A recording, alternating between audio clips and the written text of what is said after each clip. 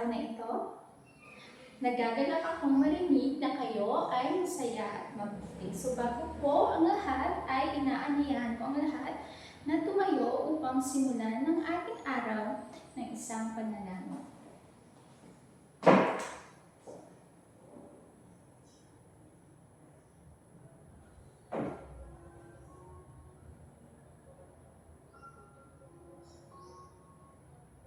In the name of the Father, and of the Son, and of the Holy Spirit. Amen. Angel of God, my guardian dear, through whom God's love commits me here. Ever this day be at my side, to light and guard, to rule and guide. Amen. Amen. Okay, so huwag po muna kayong umupo dahil magkakaroon muna tayo ng isang energizer. Susundin nyo lamang po ay susundin nyo ang sumasayaw dito sa harapan. Naintindihan lang po ba? Okay.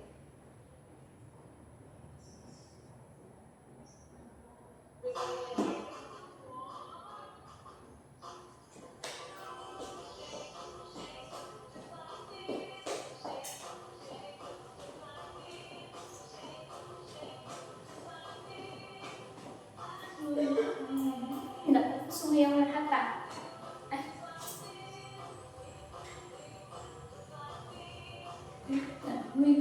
Just...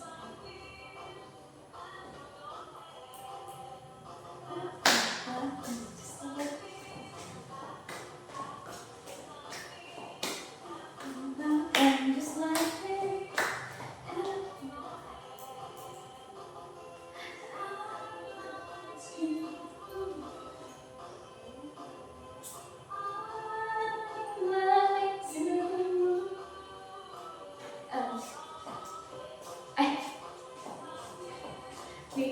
We will dance like this. Okay. Your hand. Okay, so bago po kayo umupo ay pakitingnan ang ilalim ng inyong mga upuan at tingnan kung may mga basura at pakiayos na din po ng inyong mga upuan.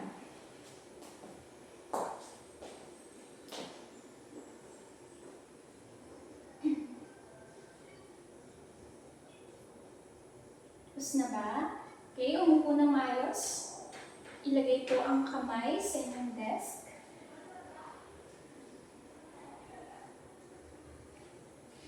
Okay. Sekretarya po ng klaseng ito, maaari ka bang tumayo at bilangin ang iyong mga kaklase, kabilang na ang iyong sarili. Tumayo ka po at simulan ng magbilang.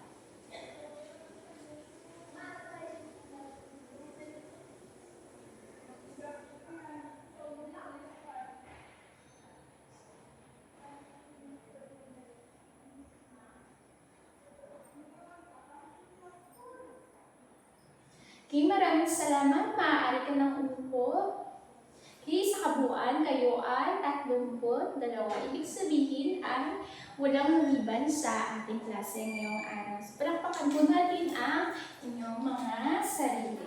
Sa ngayon po, ay mag-aaral tayo tungkol sa ESP po. Ang ESP po ang unang subject natin para sa araw na ito. At sino pa ang nakaalala ng ating pinag-aralan noong nakaraan tungkol sa ESP? Ella?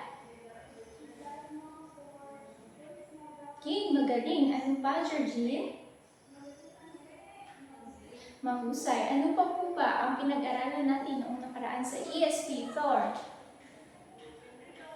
Napakagaling. Dahil lubusan niyo lang natutunan, ang ating pinag-aralan noong nakaraan ay may pag-aaralan tayong bagong aralin ngayong araw. So, bago yan, ay magkakaroon muna tayo ng isang aktibidad. So, ano po ang gagawin kapag tayo ay gumagawa ng ating aktibidad, ating gawain. Taas po ang kamay kapag gustong sumagot. Eugene, ano pa ba ang dapat gawin? Ano po ang dapat gawin kapag gumagawa kayo ng isang gawain? Mermaid. Tama. Ano pa po? Meron pa po ba? Rapunzel. Okay, mahusay. Saan po ang gagawin sa mga pamantayan na inyong sinabi? Ito po ay susundin. Basahin po natin ang pamantayan o panuto sa ating gagawing aktibidad. So lahat po ng mga babae, pakibasa ng panuto.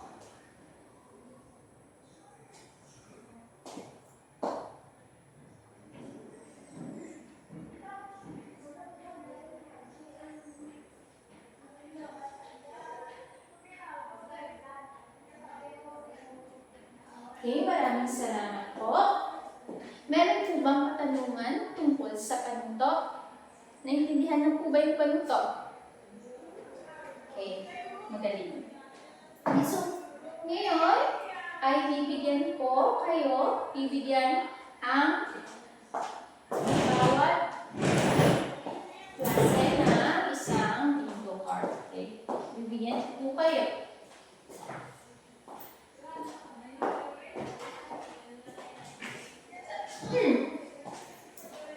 Okay, meron na bang lahat? Ipapasa-pasa niyo lang po dyan hanggang sa likod.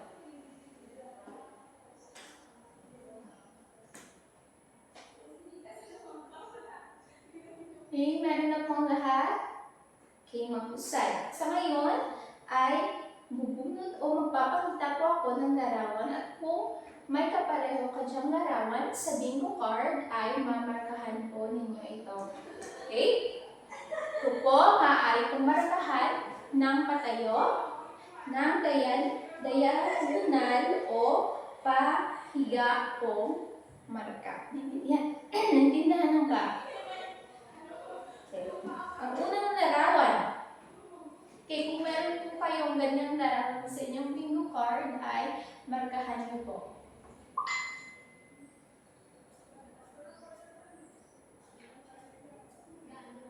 Tapos na po? Oh.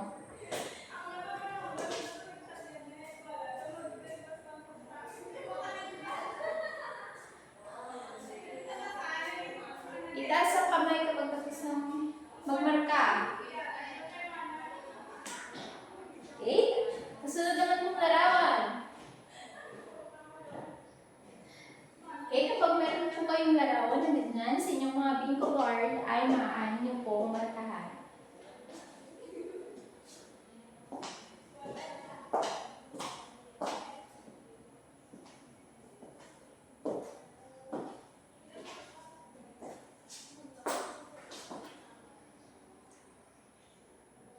Tapos na po ba? Okay, magaling. Sunod po na larawan. Anong larawan ng kayayan? Markahan niyo na po ang kaparehong larawan sa bingo card.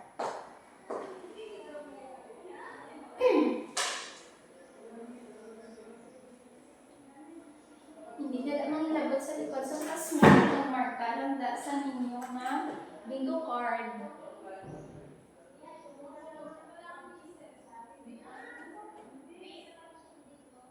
Itaas po ang kamay kapag tapos na magmarka. Meron na po bang nakakuha ng marka na patayo? Itaas ang kamay, yung diagonal. Kung pahiga naman ang pahalang. Okay, wala pa. Okay lang yan dahil meron po mga larawan na aking ipapakita sa susunod. Ito naman po, sunod na larawan. Okay, ano naman kaya yan? Kung may pareho kayong larawan sa inyong bingo card ay maaari na po markahan.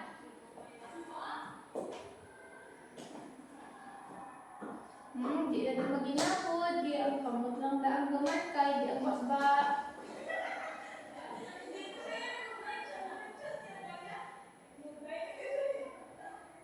Tapos na po?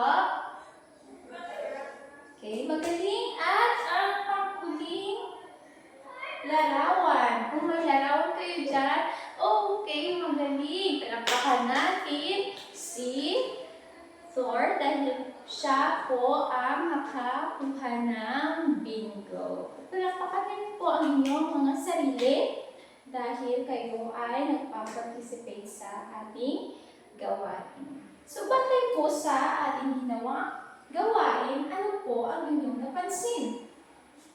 Ano po ba yung mga larawan na ito? Ella? Pamilyar ka ba sa mga larawan nito? Okay, pamilyar po. Ikaw naman dito, Rapunzel.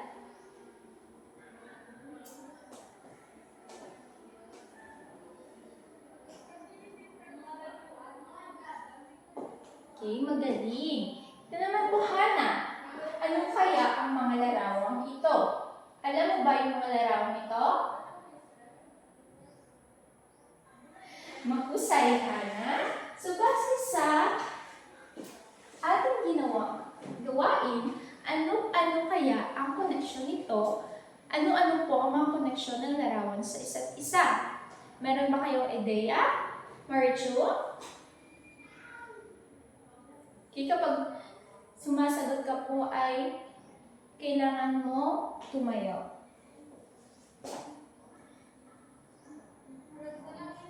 Okay, magaling, Marichu. Ano pa po? Ano pa po yung koneksyon nila sa isa't isa? May nakikita po ba yung mga koneksyon sa mga larawan nito? Alam kong pamilyar na kayo sa mga larawan, mga halimbawang larawan na ito. Dahil ngayon, ang pag-aaralan natin ay tungkol sa wastong pangangalaga sa pinagkukunang laman. Tama po ang sinabi ni Ella. So, may ideya ba kayo kung paano ang wastong pangangalaga sa pinagkukunang yaman? May ideya ba kayo? O hindi ka kung anong ginagawa. Okay, yung pinagkukunang yaman ay maaari rin nating tawagin ating mga likas na yaman. At ang halimbawa po nito ay ang mga isda na nakukuha natin sa dagat, yung mga puno, yun po, yung mga halimbawa na mga likas na yaman. At yung mga animals. Okay?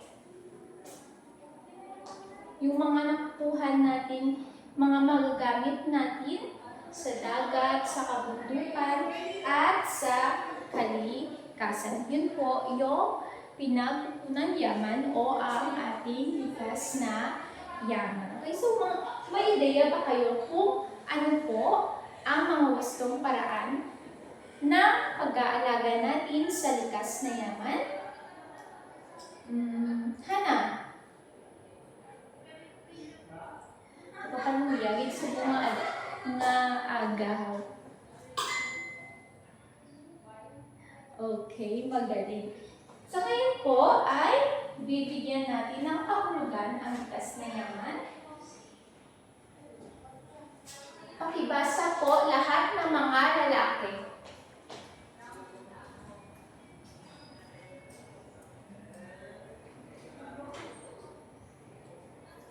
Okay, maraming salamat po. Kagaya po ng sinabi ko kanina, yung mga likas na yaman ay yung mga bagay na makukuha natin sa dagat, sa kabundukan, sa lupa, at sa gubat. Ito po yung mga ginagamit at yung mga pangangailangan ng mga tao. So, magbigay po kayo ng isa na makukuha natin sa dagat. Thor. Okay, magaling. Ano pa? Georgine. Mahusay, Georgine. Meron pa ba? Marami po tayong makukuha ng likas na yaman sa dagat.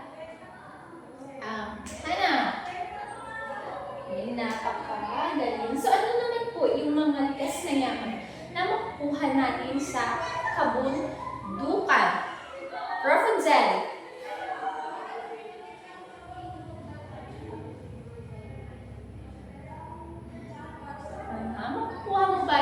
Makukuha mo ba yun sa kabundukan, Rapunzel? It's okay. Maaari ka pong sumagot ulit. Okay, magaling, Rapunzel. Sino pa po kapagbigay? Galing naman ta sa kay Mark. Okay, magaling, Mark. At sa lupa. Ano po yung makukuha natin sa lupa?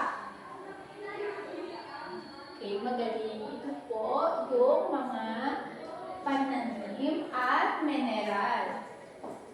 Sa ngayon, ay pag-aaralan natin, alamin natin ang wasto, pangangalaga ng ating mga likas na yaman.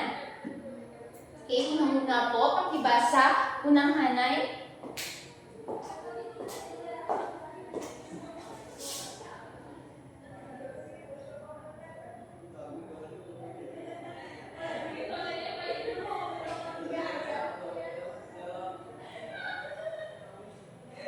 Okay, maraming salamat po. Ginagawa niyo rin po ba ito? Yung kagaya ng larawan dito, may pinapakita. Sino po yung nagtatanim ng puno dito? Gapampik lang kami sa mga kinaputol niya na ang puno. Wala mo kami na sa app. Gapangguba lang kami sa mga tanim. Ay ganito. Sino po yung, itaas po yung kamay ulit kung sino po yung mga nagtatanim ng punong kamay. Okay, magaling mga bata. So, yung isa sa wastong paraan na pangangalaga ng ating likas na yaman ay magtanim na kahoy bilang kapalit ng mga pinuputol sa kagubatan. So, kailangan po natin magtanim ng mga kahoy dahil ito rin po yung isa sa mga pananggat natin kapag mayroong mga baha. At dito rin po tayo kumukuha ng ating oxygen na kailangan natin sa ating body. Okay? Intindihan lang po ba? Isunod po, pakibasa, ikalawang hanay. Okay, maraming salamat po. Sino po dito yung ginagawa, yung ikalawa sa wastong paraan ng pangangalaga sa pinatutunan yaman?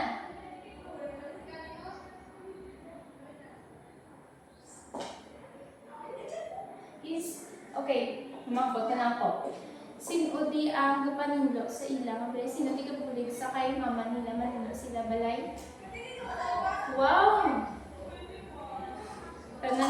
Tanan sila ba? Tanan di sila gabulig? Or gahampang lang? Ay, gabulig. Okay.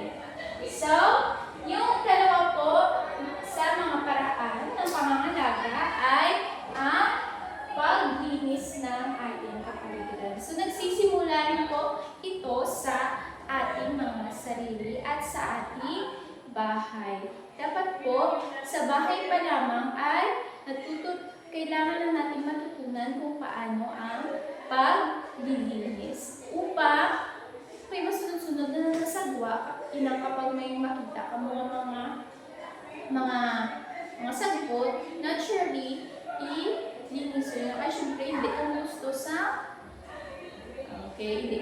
sa mga laktakag, mga hiko. So, naintindihan lang. Okay, magaling. Next, basahin ko lahat-lahat.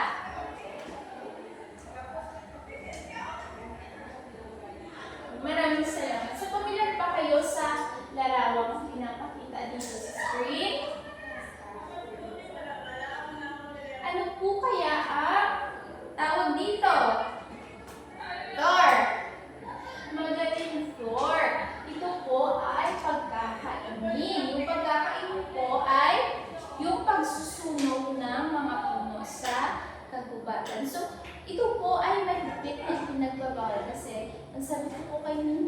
kailangan po natin magtanim ng puno. Hindi po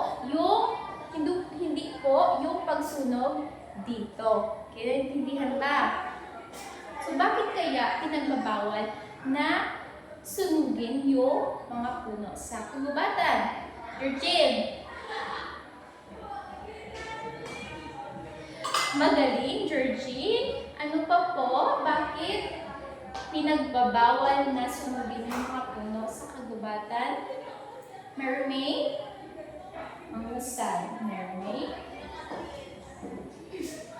Okay? Naintindihan na po yung pangatlo? Okay, ano po ulit yung una? Yung pangalawa naman. At yung pangatlo, okay, mahusay mga bata dahil nasusunod lang ang ating aralin. Okay, pang-apat naman, wastong pangangalaga sa pinagpunang yaman ay ang wastong paggamit at pagtitipid ng tubig. So, ano po yung ginagawa nyo sa mga tubig na pinagbanawan nyo ng inyong mga damit? Ginaulat nyo ng diretso.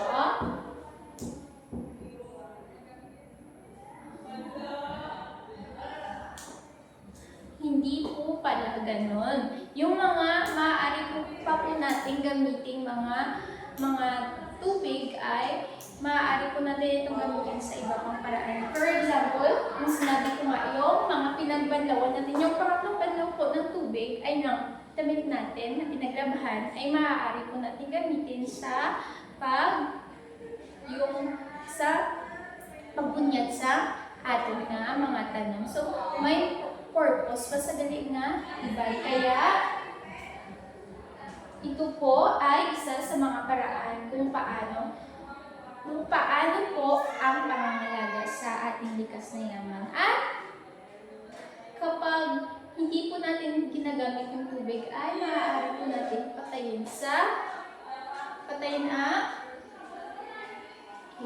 po ang gripo. Naintindihan ng po ba? Okay, magaling. Okay. Sunod po, pakibasa lahat ng nasa hulihan dyan.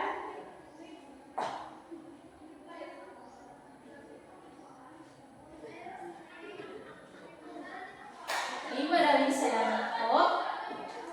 So, alam niyo po ba kung paano ang wastong paghihiwalay na ang ating mga basura, na inyong mga basura?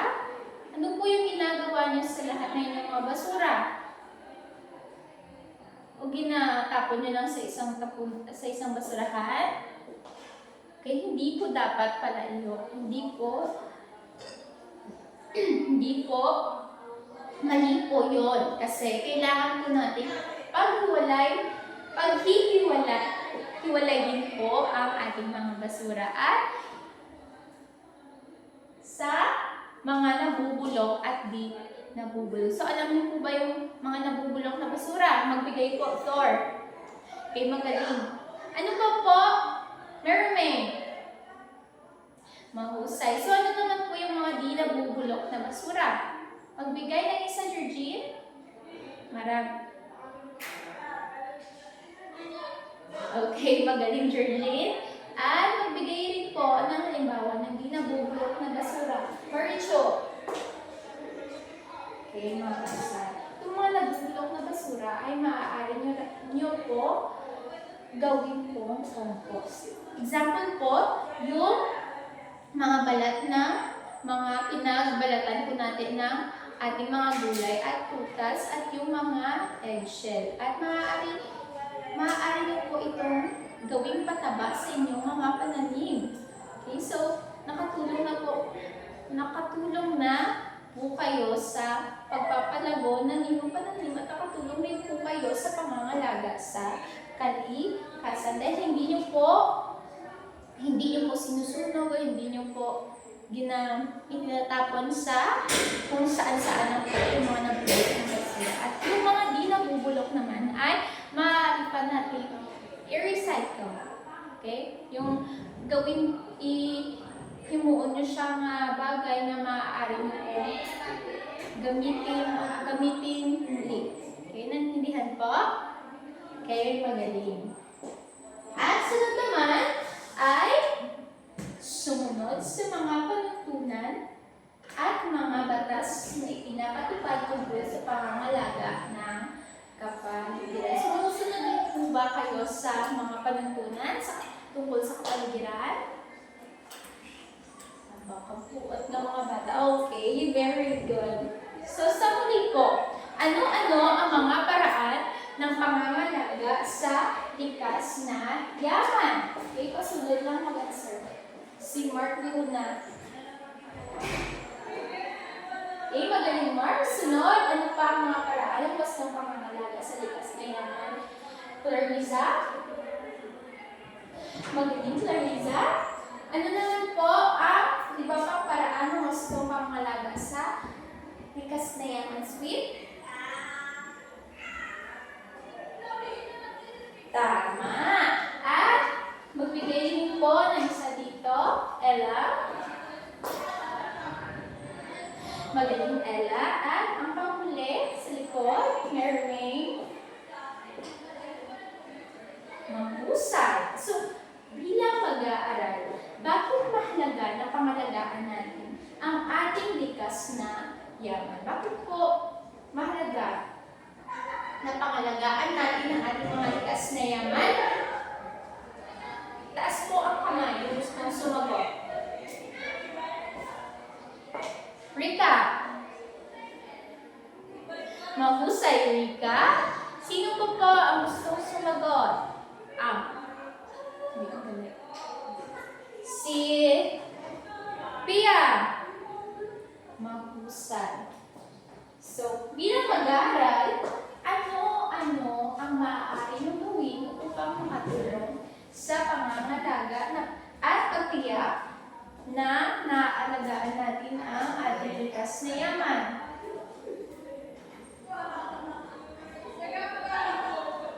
Teresa.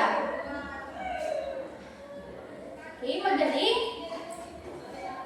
Ikaw naman po ang sumagot, Mark. Mahusay. Okay, ngayon ay dahil natutunan niyo na po ang wastong pangangalaga sa ating pinagpunan yaman ay magkakaroon po tayo ng gawain. Basahin niyo po ng sabay-sabay ang panuto.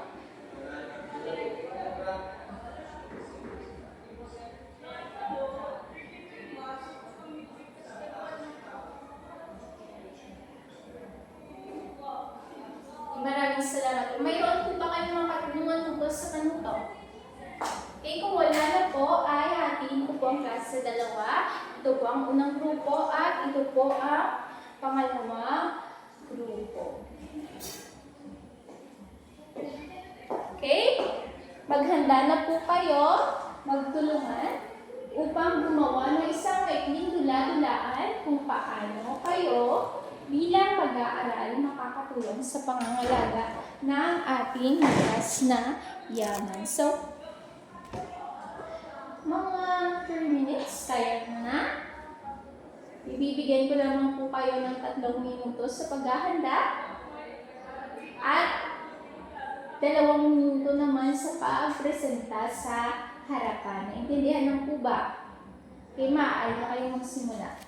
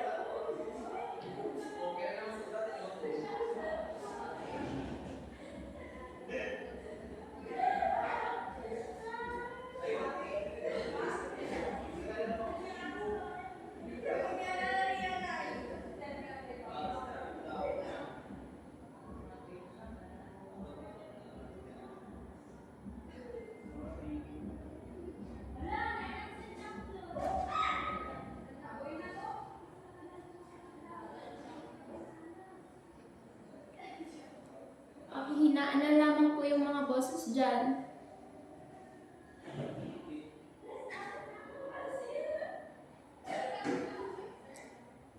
Tumulong po sa inyong mga grupo at huwag tutunganga o magsasalita. Magipag-usap dyan sa iba.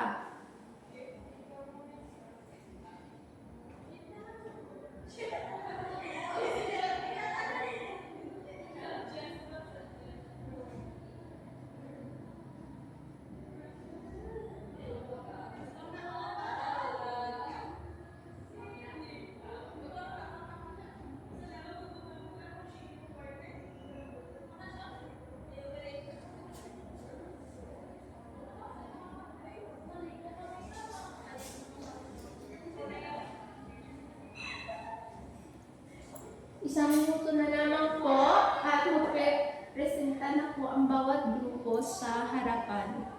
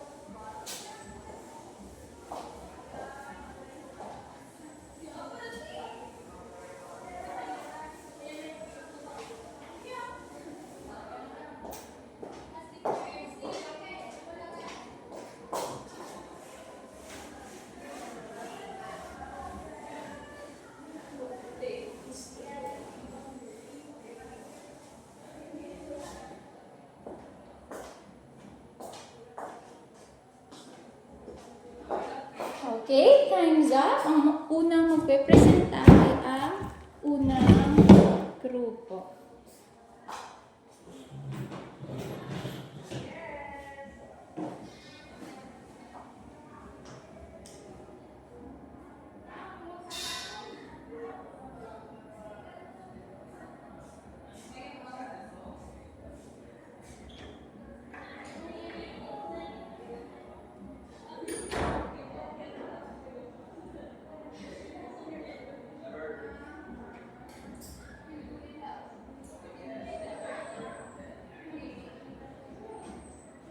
Maraming salamat ng grupo.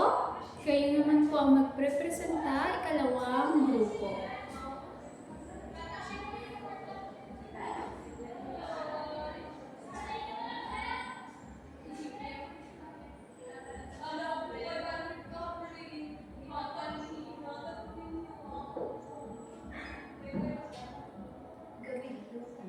Oo.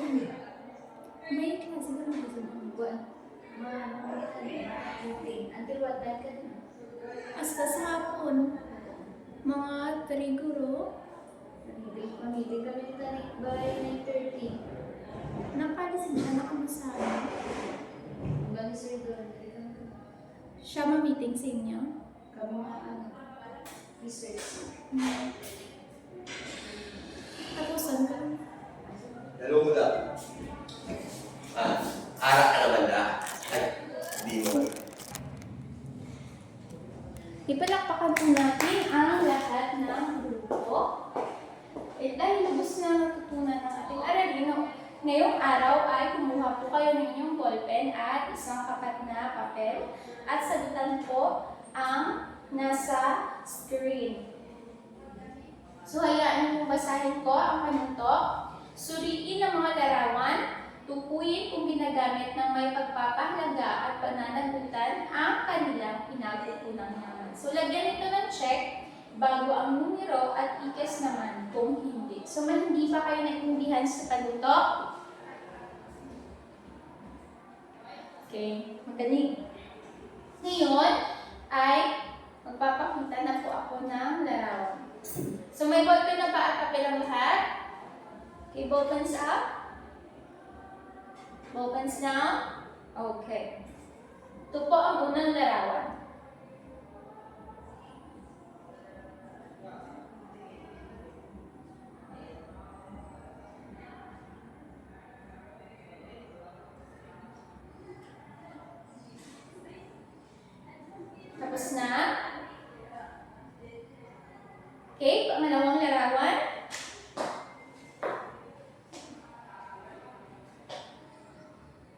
itaas po ang inyong ballpen kapag tapos na kayong sumagot. Pangatlong larawan.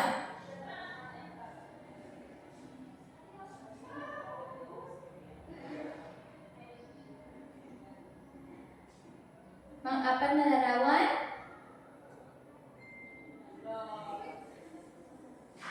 At ang limang larawan po. Ito po pa ay check o ikis. Okay, ballpens up. Let us check your work. Exchange your papers with your seatmates. Sagutan po natin ang unang bilang. Ella? Magaling. Ito po ay check. Kung check po yung sagot ng inyong kaklase ay pakicheckan niyo rin po ang kanilang mga papel. Pangalawa namang larawan, door. Tama, ito po ay ikis. So bakit po ikis ang larawan do door?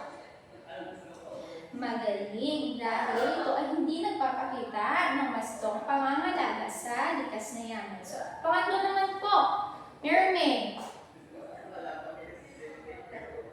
So, bakit ikis po ang sagot dito? Tama, mermaid. Dahil ito po ay hindi nagpapakita ng wastong pangangalaga. Pang-apat, Hana.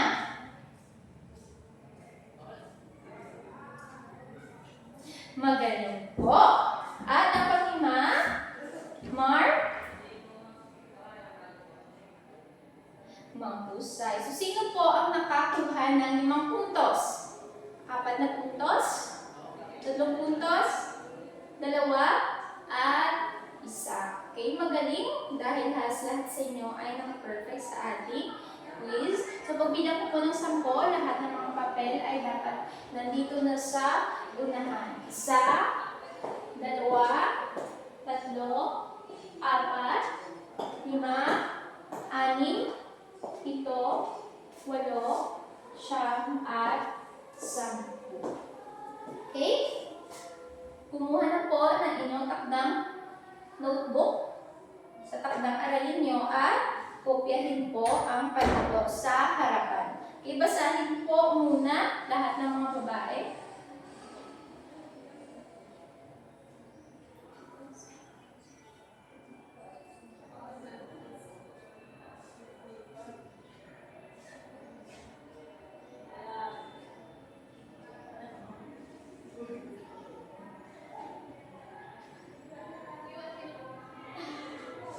Sundin lang po. Okay. So, basahin po muna ang panunto, Ella.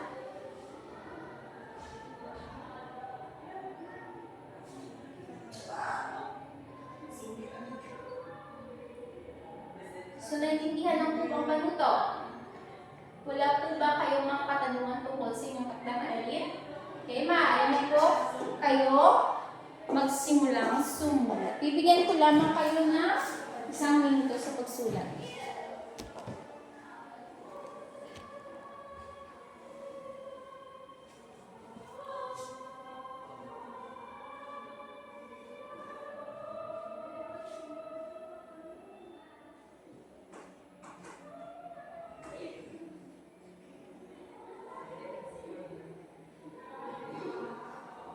Okay, pakilagay na po na inyong mga notebook sa inyong bag.